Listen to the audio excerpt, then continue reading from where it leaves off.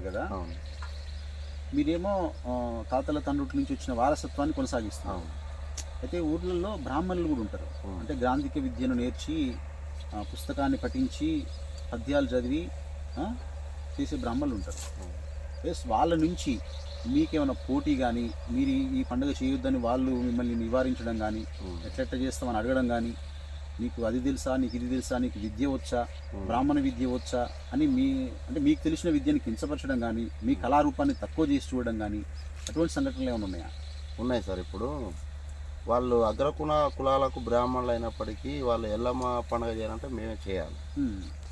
ఇప్పుడు ఏమవుతుంది, మేమే ఎల్లమ్మ కళ్యాణం చేస్తాం, కూర్చోబెట్టి పురోహితం చేత మేము వేదాలు చదివినాం, మేము పాండిత్యం నేర్చుకున్నాం అని చెప్పేసి కొంతమంది బ్రాహ్మణులు అమ్మవారి కళ్యాణాలు చేసుకుంటూ పోతున్నారు. అయితే ఆది నుంచి వచ్చినటువంటి ఎల్లమ్మ పండుగలు వస్తే మేము వేటలు పోయాలి, బలిదల్లాలి, మైలలు తీయాలి, కళ్యాణం చేయాలి, అన్నీ మా దాంట్లో ఉన్న పద్ధతులు. ఆయన బాపనాయన వచ్చి చేస్తున్నాడు కాబట్టి బాపనెల్లమ్మ వచ్చింది మీ దాంట్లో అని చెప్పి చెప్తున్నాడు. ఇప్పుడు ఆయన బాపనాయన ఎల్లమ్మనే మార్చేసుకుండు, ఆయన దాంట్లో ఆయన కమ్యూనిటీలో మార్చేసుకుండు.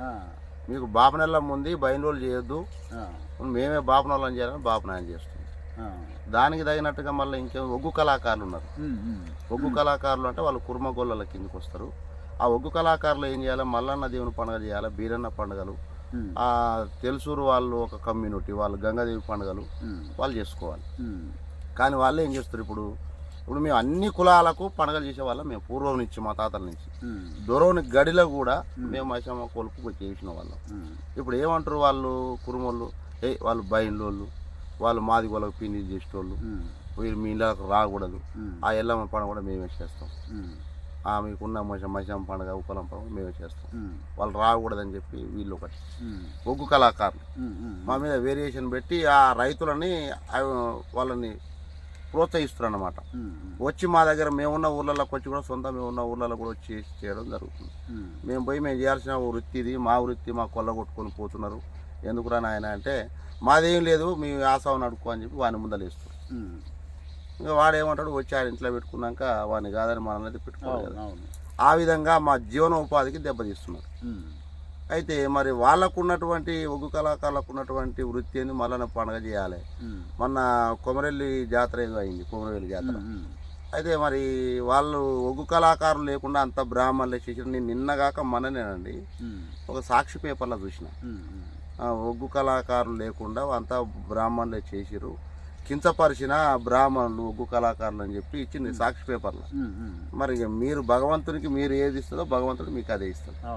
కాబట్టి మా బయల వృత్తిని ఎట్లయితే మీరు కొల్లగొడుతున్నారు, మీరు కూడా భగవంతుడు కొట్టి బాపనలు చేస్తారు అని నేను సంతోషించిన. ఇప్పుడు బ్రాహ్మణులకు ఆల్రెడీ పెద్ద పెద్ద దేవాలయాలు ఉన్నాయి, ప్రభుత్వం చేత గుర్తించబడ్డ దేవాలయాలు ఉన్నాయి. వాళ్ళకు గవర్నమెంట్ నుంచి గౌరవ వేతనం వస్తుంది, గుడి అంటే ఆలయ ఆదాయంలో కూడా వాళ్ళకంతో ఎంతో ముట్టుతుంది. అంటే వాళ్ళకి అన్ని సంక్షేమాలు ఉన్నాయి, ప్రభుత్వం కూడా వాళ్ళని గుర్తిస్తుంది. ఇంకా ఆ మాటకు వస్తే మీరు దొరోళ్ళ గడిలో పండుగ చేస్తే ఆ దొరైన మీ కాలు మొక్కుతాడో నాకు తెలియదు, కానీ అదే బాపనాయన చేస్తే ఆ దొరైన ఆయన కాలు మొక్కుతాడు. అంటే గౌరవం దక్కుతుంది, భుక్తి దక్కుతుంది, సంక్షేమం ఉంది. వాళ్ళు వచ్చి ఊర్ల మీద పడి మీకు వారసత్వంగా వచ్చిన కళల్ని, మీకు వారసత్వంగా వచ్చిన పండుగలని ఇట్లా అంటే మిమ్మల్ని నివారించడం విషయంలో మీరు ఏమన్నా చట్టపరమైన యాక్షన్ తీసుకోవడం కానీ, ఎవరికైనా కంప్లైంట్ చేయడం కానీ, ఇది అయ్యా మా జీవన విధానం, ఇది మా జీవన భుక్తి, ఇది దీన్ని మీరు గండి కొడుతున్నారు అని చెప్పిన సందర్భాలుగానే ఉన్నాయి సార్. ఇప్పుడు ధర్వేశ్వరంలో ఎల్లమ్మ దేవాలయం, ఆ ఎల్లమ్మ పూజలు చేయాలంటే మేమే చేయాలి. ఈ తుమ్మడం దగ్గర కోట మైసమ్మ గుడి, అక్కడ కూడా మేము పూజలు చేయాలి. అక్కడ ఇప్పుడు కుమరోళ్ళు పూజారులు ఉన్నారు, కానీ మా బయళ్ళ పూజారు లేడు, ఇక్కడ కూడా లేడు, ఈ ధర్వేశ్వరం కాడ దగ్గర లేడు. అయితే ఈ పూజారులకు మేము అమ్మవారి శ్రీశక్తి దేవతల మొత్తం కూడా బయళ్ళ పూజారులు కావాలని చెప్పి మా బయల సంక్షేమ సంఘం తరపున లెటర్ ప్యాడ్ చేసుకొని వీటన్నిటికీ చైర్మన్ చెరుగడ దగ్గర ఉంటుందంటే 2018లో మేము ఒకసారి ఇచ్చిన వినతి పత్రం ఇస్తే ఆయన మాకు ఒక ఛాన్స్ కూడా ఇవ్వాలి. మేము ఏమన్నామంటే మా కళను ప్రదర్శిస్తాము, 2019 జూన్లో జాతర జరుగుతుంది ఈ ధరేశ్వరం ఎల్లమ్మ దగ్గర. అక్కడ ఒగ్గు కళాకారులు వస్తున్నారు, శివసత్తులు వస్తున్నారు, బ్రాహ్మణులు వస్తున్నారు, వాళ్ళు వేదాలు పండిస్తున్నారు. మేము కూడా మా కళను ప్రదర్శిస్తాము ఆ అమ్మవారి దగ్గర, మేము చేయాల్సిన కార్యక్రమాన్ని వాళ్ళు చేస్తున్నారు సార్ అని చెప్పి ఒక లెటర్ ప్యాడ్ మీద ప్రింట్ చేసి చెరువుగట్ట దగ్గర ఉన్న చైర్మన్ గారికి సమర్పించాము. అది అట్టే అయింది. వాళ్ళు చిన్నవాడవు కొడక వద్దు రామయ్యా కుమారక అటువంటి రాజు పగరాజు పగవాడు మహా గొప్ప బలశాలి పరాక్రమంతుడు వీరుడు సూర్యుడు చక్రవర్తి వారిని తోడి నువ్వు పోరాడి గెలవలేవు కుమారక వద్దు రామయ్య రాజు నన్నగన్న తండ్రి ఎనిగల గురహాలు కొడక వేలక్ష బలము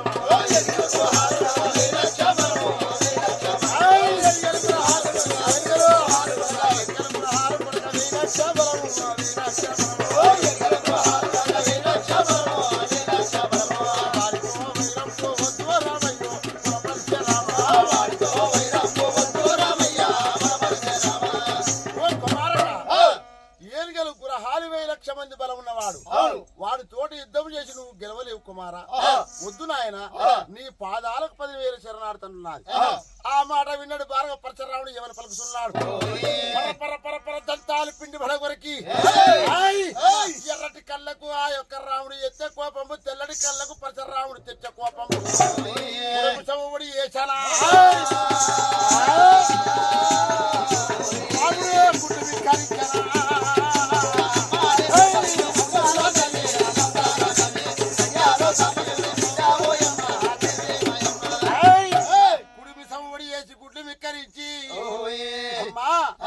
లోకమాత పరమేశ్వరి పరమ కళ్యాణ త్రిపురాంతకి త్రిపుర సుందరి లోలాక్షి అమ్మ పరమేశ్వరి వాడు ఎరుగలు గ్రహాలు 1,000 లక్ష బలం ఉంటున్నావు నేను గెలవలేమంటున్నావా అమ్మ అనే రూపం ఏమి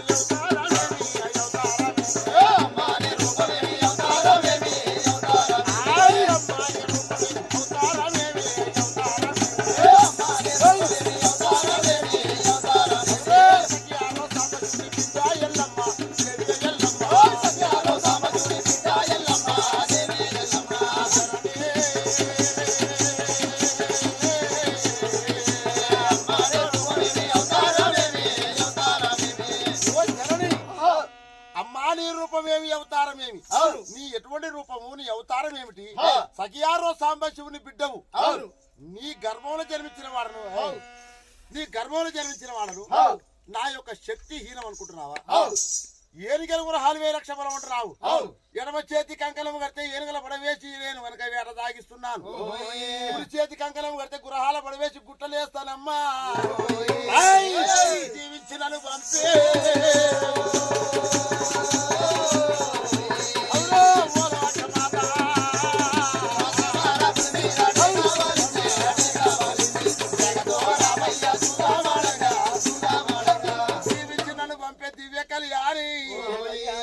పరమేశ్వరి వాడు ఎంతటి వాడైనా సరే నన్ను దీవించి నువ్వు పంపించినట్టయితే వారిని నా గంట కూడా కింద వారిని అసమార్చి వస్తానమ్మా. అటువంటిది ఆ తల్లి కుమారులకు పరశురామునికి అమ్మవారికి సంవాదం జరుగుతున్నది. ఇటువంటి మన యొక్క బయళ్ళ కళాకారులు ఇటువంటి మన బయళ్ళ కళాకారుల యొక్క వృత్తి మనతోటి అంతరించిపోకుండా ఉండాలి. మన తర్వాత తరాలు కూడా మనకు మన తాతలు తండ్రులు ఏ ప్రకారంగా మనకి ఇచ్చిర్రు మన యొక్క వచ్చే తర్వాత తరాలు కూడా అమ్మవారి దయతోటి గనక ఆ యొక్క ముక్కోంటి ఈశ్వరి దయ చేత ఆ యొక్క సకల గ్రామ దేవతల దీవనార్థితోటి మన ముందు వచ్చే తరాలు కూడా ఆ అమ్మవారి దయ చేత అందరూ కూడా చల్లగా వర్దిల్లాలని చెప్పి ఆ యొక్క సకల దేవతల ప్రార్థన చేస్తాం కదా. ముత్యాలమ్మ మునుకోచమ్మ తగ్గులమ్మ తండ్రి మారమ్మ తగ్గులమ్మ తండ్రి మారమ్మ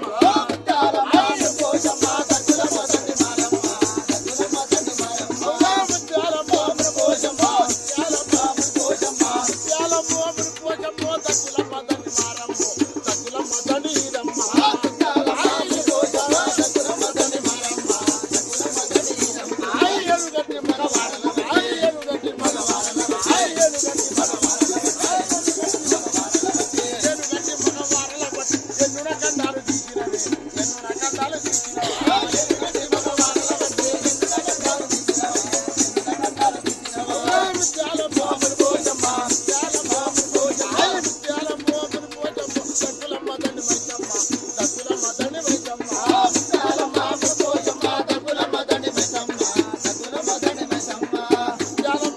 మంచమ్మ మారమ్మ ఈదమ్మ ఎల్లమ్మ అందరి దీవనార్థులు సకల గ్రామ దేవతల దీవనార్థులు మన కులస్తుల మీద ఉండి మన యొక్క కళ మీద ఉండి మనల్ని ఆశీర్వదించాలి అమ్మవారికి మంగళమాని పాడరమ్మ స్వామిలకు సింగారమ్మని సింగారమ్మ మంగళమాని పాడరమ్మ స్వామిలకు సింగారమ్మని సింగారమ్మ మంగళమాని పాడరమ్మ స్వామిలకు సింగారమ్మని సింగారమ్మ మంగళమాని పాడరమ్మ స్వామిలకు సింగారమ్మని సింగారమ్మ చెట్లు హంచేలు కట్టారమ్మ జనమైన మంచి గుజరాల సుపులు పెట్టారమ్మ చెట్లు హంచేలు కట్టారమ్మ జనమైన మంచి గుజరాల సుపులు పెట్టారమ్మ వాడ వాడల కొల్ల తేడాల కూడుకొనే వాడ వాడల కొల్ల తేడాల కూడుకొనే వెండియ గింజల నలుగు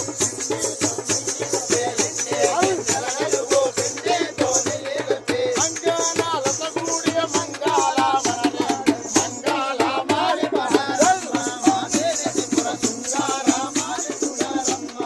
తలకు చెప్పుల పైన తాటంకాములు మెరియా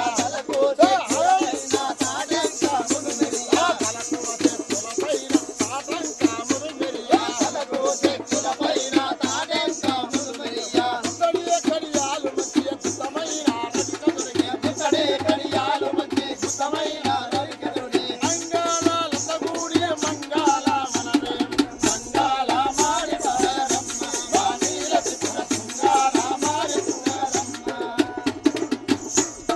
మనల్ని ఇంతగా ఆదరించి మన కళని 10 మందిలో ప్రోత్సాహం చేద్దామని చెప్పి మన దగ్గరకు వచ్చి మన కళని స్వీకరించినందుకు ఆ యొక్క పల్లె ప్రస్థానం ఛానల్ వారికి మన కృతజ్ఞతలు. జానకిరాములు గారు నల్గొండ జిల్లాలో దర్వేష్పురం తుంబడం కోటమైసమ్మ ఇవి బాగా ఆదాయ వనరున్న దేవాలయాలు. ఈ దేవాలయాల్లో పూర్వం మీ తాతలు మీ తండ్రుల కాడి నుంచి వాళ్ళే చేసారు. అవును. ఇప్పుడు ప్రభుత్వం బ్రాహ్మణులకు అప్పచెప్పిందా లేదా బ్రాహ్మణులు వాటిని ఆక్రమించుకున్నారా? అదొకటి చెప్పండి. ఇంకొకటి, ఊర్లలో మీరు పండుగ చేసినప్పుడు మీరు మీ బయలులో ఒక గ్రూప్గా ఏర్పడి చేస్తారా? మీకు సహకరించే ఇతర కులస్తులు, ఆ కులస్తులు ఏం పని చేస్తారు, మీకు ఎట్లా సహకరిస్తారు? ఇప్పుడు దర్వేష్పురం అంటే అవి ఉదాహరణ మాత్రమే, అట్లాంటివి చాలా గుళ్ళు ఉన్నాయి సార్ మన తెలంగాణలో. ఇప్పుడు మనకు ఉదాహరణ తీసుకుంటే దర్వేష్పురం ఎల్లమ్మ గుడి, ఈ కోటమచ్చమ్మ గుడి, తుమ్మడం దగ్గర కోటమచ్చమ్మ గుళ్ళల్లో పూర్వము మా కులస్తులే అక్కడ చెక్క జముడికలు, ఇప్పుడు ఈ కంచు జముడికల కంటే పూర్వం చెక్క జముడికలు ఉండేవి. ఆ చెక్క జముడికలు పెట్టి కూడా గుళ్ళల్లో పెట్టి పూజలు చేశారు, నిర్వహించారు. ఆ తర్వాత అవి అభివృద్ధి చెందుతున్నా కొద్దీ నువ్వు బలహీన వర్గానికి చెందిన వాళ్ళు, మీరు తక్కువ జాతికి సంబంధించిన వాళ్ళు, మీరు గుళ్ళకు రావద్దు అని చెప్పుకొని వీళ్ళు బ్రాహ్మణులు దాన్ని లాక్కోవడం జరిగింది. దాన్ని ఎండోమెంట్కి ఎప్పుడైతే అవుతుందో, ప్రభుత్వానికి ఎప్పుడైతే పోతుందో, వాళ్ళు చేస్తానికి లేదు కదా మీరే చేయని చెప్పి వాళ్ళు సర్టిఫైడ్ చేయరు. ఇప్పుడు బాపనెల్లమ్మ అంటుండే ఒక బ్రాహ్మణ ఆయన, అవును, దాన్ని మీరు విని ఎలా ఊరుకుంటున్నారు? ఆ విషయంలో ఏం ఫైట్ చేస్తున్నారు మీరు? బాపనెల్లమ్మ ఎట్లయితుంది? ఎల్లమ్మ కింది జాతి కులస్తుల దేవత, అవును, మీరెట్లా ఓన్ చేసుకుంటారు అనే విషయంలో మీరు ఏమైనా ఫైట్ చేసిరా? చేసినాం సార్, చాలా సందర్భాల్లో చేసినాం. బ్రాహ్మణులతో చేసినాం, ఒగ్గులతో చేసినాం. ఎల్లమ్మ అంటే ఎల్లమ్మ చరిత్ర ఏంది, ఎల్లమ్మ పుట్టు పూర్వోత్తరాలు ఏమిటి, ఆమె కళ్యాణ పూర్వోత్తరాలు ఏమిటి మేము చెప్తాం. దానికి సంబంధించి మీరు చెప్పండి అని చాలా సందర్భాల్లో కూర్చోవడం జరిగింది. బొడ్రాలు వేసే విషయంలో కూడా చాలా గ్రామాల్లో బొడ్రాలు వేయాలంటే అది దేశ గురువులు ఏకవాక్యం. దేశ గురువుల కంటే ముందు, బ్రాహ్మణుల కంటే పూర్వం ముందు మా తాతలు ముత్తాతలు వేసినటువంటి యంత్రాలు ఇప్పటికీ తీస్తే వెళ్తాయి బయటికి. శిథిలమైనటువంటి యంత్రాలు వాళ్ళు పెట్టేసిన బొడ్రాలే ఇప్పటికీ. ఎప్పుడు వెనకడ నేను చెప్పినప్పుడు మా తాత ఉన్నాడు బయలు వెంకయ్య అని, ఇల్లూరు నుంచి వల్లందాస్ వెంకయ్య అని, ఆయన వేసిన బొడ్రాలు ఇప్పటికీ నేను చూసిన. అటువంటి బొడ్రాలు కూడా పీకి వేసుకోవటం, మీరు చేయడానికి అరువులు గారు అని వాళ్ళకు గ్రామస్తులకు కానీ ఉన్నటువంటి అధికారులకు కానీ వీళ్ళు నేర్పటం చేయటం వల్ల వాళ్ళు మమ్మల్ని అవాయిడ్ చేస్తారు, తోసిపుస్తారు అన్నమాట. మేము అటువంటి వాటికి ఆ ఎల్లమ్మ గుడి కానీ కోటమచ్చమ్మ గుళ్ళకి అటువంటి సంబంధించి అధికారం మాకు కావాలి, ఇది మాది అని చెప్పి ఆ ఎండోన్మెంట్ చైర్మన్లకు కానీ, ఆ స్థానికంగా మా జిల్లాలో ఉన్నటువంటి ఆ కలెక్టర్లకు కానీ మేము ఎన్నో వినతి పత్రాలు ఇచ్చినాం పలుమార్లు. ఇక అవి మాకు మన సమాధానాలు రాలేదు, ఇంకా వాళ్ళు మమ్మల్ని పట్టించుకోలేదు గవర్నమెంట్. ఇంకంతే. మరి సంక్షేమ సంఘం మీరు పెట్టుకున్నారు కదా, సంక్షేమ సంఘంలో మీ సంక్షేమానికి సంబంధించి ఏం చేస్తున్నారు మీరు? మా సంక్షేమం సంబంధించి విద్య వైద్యం ఫస్ట్. సరే వృత్తులు ఎన్నాళ్ళు చేస్తాం, మా తాతలు చేసిర్రు, తండ్రులు చేసిర్రు, ముత్తాతలు చేసిర్రు. వస్తున్నా కొద్దీ మా మనుగడని, మా జీవనోపాధిని పరకులస్తులు, అగ్రకులస్తులు తనుకపోతున్నారు. నేను ఎంసీఏ చదువుకున్నానండి. నేను 2016 అనుకుంటా. మళ్ళీ మొన్న రాసిన గ్రూప్ 1లో కూడా ఒక క్వశ్చన్ అడిగింది, బయళ్ళ కళాకారులు వాడే వాయిద్యం పేరు ఏమిటని ఆప్షన్ ఇచ్చింది. మాకు అంతా అక్కడ దాకా గుర్తింపు ఉంది, కానీ మేము స్థానికంగా ఉండేదాని దగ్గర మాకు గుర్తింపు లేకుండా పోయింది. సూపర్. అంటే ఆ స్థాయి క్వశ్చన్ వచ్చింది. గ్రూప్ 1 స్థాయి అంటే అది ఇక మీకు తెలుసు, గ్రూప్ 1 గెస్టెడ్ ఆఫీసర్ క్వశ్చన్ అది. ఆ స్థాయిలో మాకు గుర్తింపు ఉన్నప్పటికీ మేము ఉన్న స్థలంలో మాకు స్థానికంగా గుర్తింపు లేదు. ఇక్కడ ఏముంది అయ్యాను. నిన్న మొన్న నేను ఇంటర్వ్యూలో చూసినండి, ఏదో టీవీ ఇంటర్వ్యూ చేశారు. ఒక స్వామి చెప్పింది, ఆయన పేరు కూడా నాకు ఐడియా లేదు. స్వామి మరి మాతంగులు అంటే ఎవరు, మరి అమ్మవారు పూజ ఎవరు చేయాలని చెప్పి మీ యాంకర్ అడిగితే, ఈ అమ్మవారి పూజ చేయాల్సింది బయళ్ళ వాళ్ళు ఉంటారండి. మా మాతంగి ఎవరైనా చనిపోతే ఆ బయళ్ళ వాళ్ళు వచ్చి జమిడికాయ వేసుకొని ముగ్గిలం పొగ వేసి ఆ అమ్మవారి ప్రార్థన చేసుకుంటా ఆ అంతరము, ఆ మంత్రము, ఆ కడగాలు చదువుతుంటే ఆ మాతంగి ఎవరైతే ఉన్నదో ఆ చనిపోయిన శవానికి పటం వేస్తాం. పటం వేసి శవాన్ని కుర్చీ మీద కూర్చోబెట్టి పూజ చేస్తుంటే శిగ ఇట్లా ఊగాలది శవం. అటువంటి కడగాలు చదివి వాళ్ళు శాంతి పరిచిన తర్వాతనే మేము పూడ్చిపెట్టుకుంటాం అని చెప్పి ఒక స్వామి చెప్పింది, చక్కగా చెప్పింది. ఆయనకు కృతజ్ఞతలు చెప్పుకుంటున్నాం మీ యొక్క టీవీ ముఖంగా. అటువంటి మాకు ఉన్న ప్రాధాన్యతను తీసేసి ఈ బ్రాహ్మణులు కానీ, ఒగ్గు కళాకారులు కానీ మాది మొత్తమే లేదు. ఇక ఈ ఒగ్గోలు బ్రాహ్మణులు ఏం చెప్తున్నారంటే, వీళ్ళు తక్కువ జాతి వాళ్ళు మీ ఇళ్ళకే రావద్దు, రాకూడదు, వాళ్ళు ఎవరినో ఉండాలి, బయట ఉండాలని చెప్తున్నారు. ఇప్పుడు గోరెటెంక నన్ను ఒక రచయిత, అవును, యక్షగానం నేర్పే పంతులు ఉప్పరి పనిలో తట్టబట్టినడని అవును. అయితే నేనేమంటానంటే దీన్ని ఇట్లే వదిలేస్తే, అవును, యక్షగానం చెప్పే పంతులు ఎట్లా కనుమరుగైందో, అవును, సింధువులు ఎట్లా కనుమరుగయ్యారో, ప్రాచీన కళారూపాలన్నీ ఎట్లా కనుమరుగైనాయో, మీరు కూడా కనుమరుగయ్యే ప్రమాదం ఉంది కదా. అది మీ జీవనానికి, రానున్న మీ తరానికి కూడా ఇబ్బంది కదా. అవును సార్. మరి ఆ విషయంలో మీరు స్టాండర్డ్గా ఫైట్ చేయవలసిన అవసరం ఉంది కదా. మీకు జనాభా ఉంది, మీకు ఓట్ లిస్ట్ ఉన్నాయి, మీరు ఈ ప్రజాప్రభుత్వంలో మీరు ఓటర్లుగా ఉన్నారు, మీకు హక్కులు ఉంటాయి. వాటిని నెరవేర్చుకోవాల్సిన బాధ్యత, మీ జీవితాన్ని మీరు నిలబెట్టుకోవాల్సిన బాధ్యత కూడా ఉంటుంది కదా. అవును సార్. ఆ దిశగా మీరు చేస్తున్న కృషి ఏంటి? ఆ దిశగా మేము పలుమార్లు, ఇప్పుడు మనకు తెలంగాణ వచ్చిన తర్వాత 2014 తర్వాత కూడా మేము చాలాసార్లు ప్రోత్సహించుకొని మా జాతిని మేలుకొల్పి, సరే సంఘాలు 2-3 అయినప్పటికీ కూడా జాతి అంతా ఒకటే, జాతి సంక్షేమం ముఖ్యమైన ఉద్దేశంతో కడియం శ్రీహరి గారు మంత్రి ఉండి, కడియం శ్రీహరి గారు మా కమ్యూనిటీ, బయళ్ళ కమ్యూనిటీకి సంబంధించిన వాళ్ళు, ఇక ఆ విషయంలో వాళ్ళకి ఎర్రబెల్లి దగ్గర వాళ్ళు అడిగిన విషయంలో కొన్ని సందర్భాలు జరిగింది. ఆయన మా బయళ్ళ కమ్యూనిటీకి సంబంధించిన వ్యక్తినే. ఓకే. అయితే ఆయనన్నా మాకేమైనా మేలు చేస్తారని చెప్పి పలుమార్లు మాకు సంబంధించి, మా కులానికి సంబంధించి చాలా మంది వ్యక్తులము కలవటానికి చాలాసార్లు పోయినాం. ఒక్కోసారి టైం ఇచ్చిండు కానీ మాట్లాడే అవకాశం ఇవ్వలేదు, ఒక్కోసారి మాకు అపాయింట్మెంటే ఇవ్వలేదు. ఏమేమైనా వస్తే దరఖాస్తు మా లెటర్ ప్యాడ్ తీసుకోకపోవడం, అలా ఇన్వాల్వ్ చేయటం, రావటం, అంతవరకు. మాకు వాళ్ళ గవర్నమెంట్ నుంచి కూడా ఎలాంటి ప్రోత్సాహకంగా లేదు. ఇప్పుడు ఒగ్గు కళాకారులు పోతురంటే మరి కోమరేళ్ళ దగ్గర ఒగ్గు కళాకారులదే అధికారం, వతనం వాళ్ళదే, కాబట్టి వాళ్ళకు ఉండాలని పోయినసారి గవర్నమెంట్ పోయిన సంవత్సరమే 2023లోనే బ్రాహ్మణులకు ఒగ్గు కళాకారుల మధ్య అనేకమైన వాగ్విధానం జరిగింది. ఎందుకు జరిగిందంటే, ఒగ్గు కళాకారులు లేకుండా నువ్వు ఎట్లా చేస్తావు పురోహితం అని చెప్పి కొట్లాడారు వతను గురించి. మాకు కూడా అట్లాంటి వతను ఉంది, దాని గురించి కొట్లాడాలని చెప్పి అనేక మార్లు ఊర్లలో గ్రామ స్థాయి కానిచ్చి ప్రభుత్వ స్థాయిలో కొట్లాడుతున్నాం. కానీ మా ఫలితం ఎక్కడ దెబ్బతీస్తుందో, మా కమ్యూనిటీలో జనాభా తక్కువ ఉండడం వల్ల దెబ్బతీస్తుంది. మాకున్న ఓటు బ్యాంకు తక్కువ ఉండడం వల్ల మమ్మల్ని కొంచెం చిన్న చూపు చూస్తారు ప్రభుత్వాలు కూడా. అదే ఓటు బ్యాంకు మంచిగా ఉండేది ఉంటే మమ్మల్ని కూడా మంచిగా చూసుకోవాలి అన్నమాట.